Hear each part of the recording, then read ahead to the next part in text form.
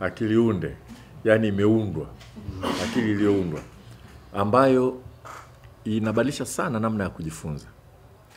Na wakati mwingine inaweza ikasababisha watu wakawa danganyifu katika elimu.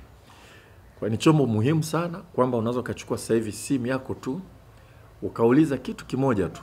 Swali. Kauliza Silvia Lupembe. Hapo atakupa CV yote ya Silvia Lupembe.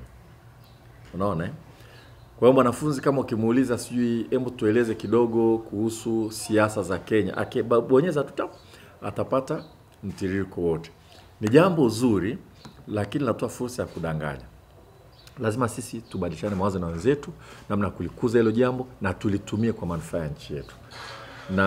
Na sio tu kutumia kama nyenzo ya kufundishia, lakini kutumia kama nyenzo ambayo inaweza kutatua matatizo mbalimbali. Kwa mfano, ukiwasikiliza wataalamu wanasema hata magonjwa mengi duniani huko tunakoenda, kwa kutumia hiyo akili unde na teknolojia nyingine, huenda kila mtu akatibiwa kwa namna ambayo inaendana na mahitaji yake binafsi, kwa sababu ni rahisi sana teknolojia kugundua, kukumapu wewe mwenyewe na kutatua changamoto yako. Na inawezekana daktari wako akawa yuko nchi nyingine kabisa na kutibu ukiwa hapa Tanzania. Kuna fursa nyingi sana.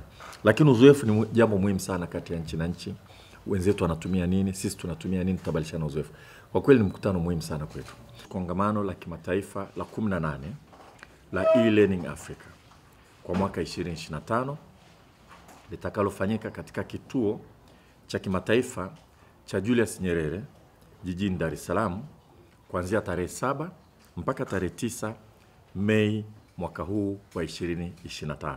Habari hii inatokea jijini Arusha, inahusiana na hoteli ya kimataifa ya Parrot Hotel. Hoteli hii ina hadhi ya nyota 4 ya ukweli iliyopo Kaloleni jijini Arusha. Jengo lake ni la ghorofa lenye floor 13, vyumba 116 vya kulala vyenye hadhi tofauti. Hapa kuna executive suite, junior suite, executive, standard bedroom, double deluxe na twin bedroom. Parrot Hotel ndani yake ina migahawa miwili. Mmoja ni maalum kwa ajili ya kupata kahawa za aina zote. Sehemu ya pili ni ya kupata chakula pekee. Hapa kuna bar maalum yenye swimming pool iliyopo floor ya 3. Kuna kumbi za mikutano kubwa 2 na kumbi ndogo kwa ajili ya vikao. Katika Afrika Mashariki, Parrot Hotel kwa sasa ni hoteli ya mfano kutokana na ubora wa huduma zake.